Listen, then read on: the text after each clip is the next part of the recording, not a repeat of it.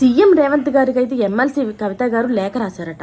అసలు ఎందుకు లేఖ రాశారు, ఆ లేఖలో ఏముంది అన్న విషయంలోకి వస్తే, జీహెచ్ఎంసీలోని మాన్సూన్ ఎమర్జెన్సీ టీమ్స్ టెండర్లు రద్దు చేయాలని బారాస ఎమ్మెల్సీ అయిన తెలంగాణ జాగృతి అధ్యక్షురాలు కవిత డిమాండ్ చేశారు.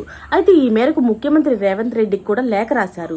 జీహెచ్ఎంసీలోని వర్షాకాలం పనుల టెండర్లలోని గోల్మాల్ జరిగిందని, ఇన్స్టెంట్ రిపేర్ టీమ్స్ టెండర్లు రద్దు చేయాలని, కొందరు అధికారులు అనుకూల సంస్థలకు లబ్ధి చేకూర్చేందుకు ప్రయత్నిస్తున్నారని, అలాగే తెలంగాణ బీసీ కాంట్రాక్టర్లకు నష్టం జరిగేలా ఉందని, అలా నష్టం చేసేలా సిబ్బంది వ్యవహారం ఉంది అని, విదేశీ సంస్థ వాహనాలే వాడేలాగా నిబంధనలు రూపొందించారు. ఒక సంస్థ 2 ఏజెన్సీలకు లబ్ధి కలిగేలాగా నిబంధనలు మార్చారు.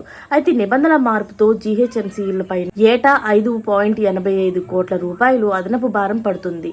అయితే ప్రస్తుతం 9 జోన్ల వారీగా టెండర్లు పిలుస్తున్నారు. టెండర్లు నిబంధనల్లో మార్పుతోని తెలంగాణ కాంట్రాక్టర్లకు నష్టం జరుగుతుంది అని లేఖలో అయితే పేర్కొన్నారు.